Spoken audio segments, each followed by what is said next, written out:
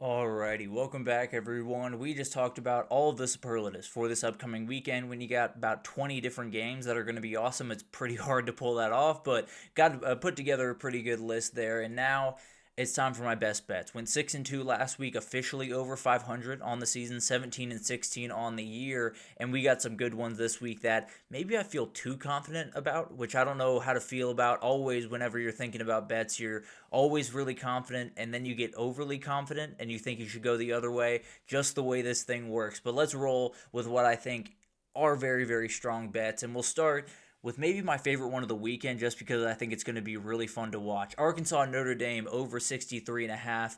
This one's just bound to be a shootout. When you have Taylor Green throwing the ball around at the level that he is and Notre Dame defending the pass at the level they are, they've given up 27 points per game in every single game they've played thus far, and I think this is the best passing attack you're going to get.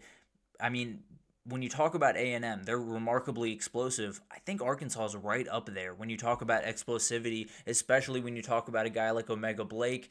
I think as long as they avoid Leonard Moore on the other side, Arkansas is going to be able to put up points, and Arkansas can't stop the run. That is the big issue with this football team. We saw it against Memphis. We saw it against Ole Miss with Keywan Lacey having a great day.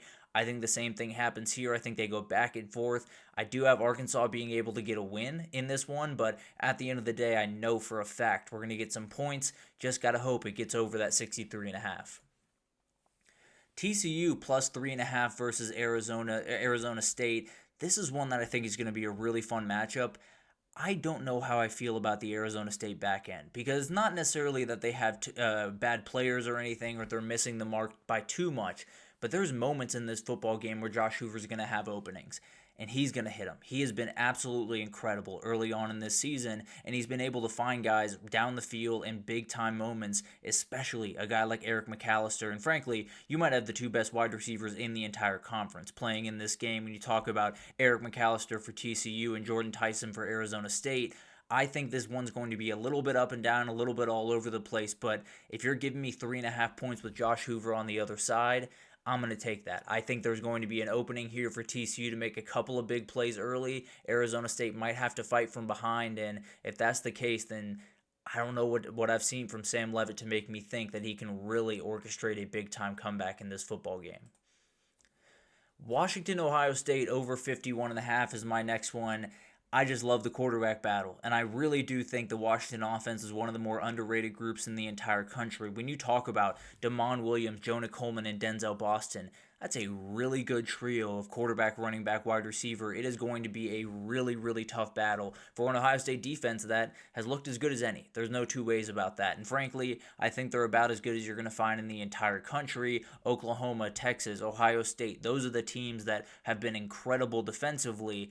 I think there's a little bit of an opening here, not necessarily for Washington to totally gash them, but at the very least to play with a little bit more balance than some of the teams that they've played before, particularly a Texas team that just couldn't pass the ball in that football game. I think they're going to be able to pass the ball, and also Jonah Coleman's going to be really hard to stop for this Ohio State defense, at least consistently. I think they can hold him under 100 yards, but can they do that and hold him where he doesn't have a 15-yard run or he doesn't have a 20-yard run that opens things up for this Washington offense?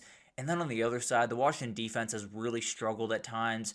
And when you have Jeremiah Smith and Carnell Tate on the other side, I am not going to feel confident that you're going to be able to really slow down this offense. I think they're going to be able to do enough to Julian Sayin to keep this thing close, but I think we're looking at like a 34-27 type football game where Washington makes some big time plays early, and then Ohio State's able to kind of take over late with Jeremiah Smith, Carnell Tate, and Julian Sayin, who I think is going to have a little bit of a coming out party in this football game.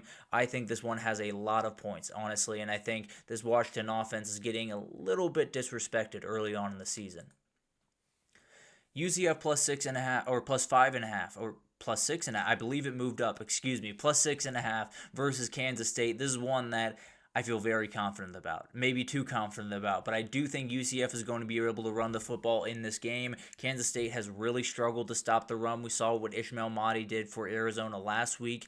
Jaden Nix can do that and more. He's a very, very talented player, and when you have the quarterback run game to add into that where Arizona didn't as much, it's going to be really, really hard to beat. Ja'Cory Brown has been a huge piece for them as kind of that second quarterback in a dual quarterback system. He is going to be huge in this football game. I think Kansas State is a team that I just can't feel good about right now. I don't know where the passing game is going to come from really anywhere, and without Dylan Edwards, they lack any explosivity on offense, especially in the run game. I think it's going to be really, really tough for Kansas State to win this one. I think UCF wins outright, but if you're giving me 6.5, I'll take 6.5. Iowa State -5.5 over Arizona. This is another one I feel very confident about. Arizona was able to get the win over Kansas State last week on the back of Ishmael Mahdi.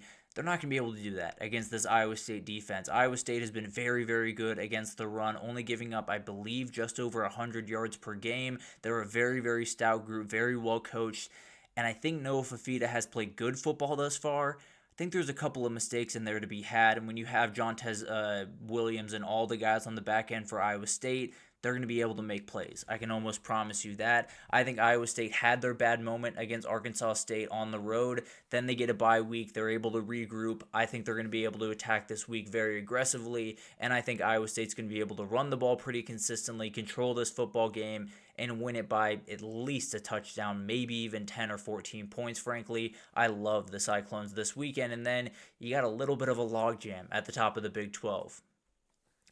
BYU -6.5 at Colorado. This is a game that BYU's been playing really good football, and it's been playing the football that we saw BYU play a year ago, where it's a little bit scrappy, it's a little bit not perfect at times, but they're running the football very effectively with LJ Martin. Bear Brockmeyer is handling the football really well, not putting the ball in harm's way, and then they're making enough plays on the outside with Chase Roberts and company. So at the end of the day, when you look at this Colorado football team, they're getting better. They're slowly kind of finding their way, and I do think that in 2026, they're going to be able to put a pretty good football team on the field.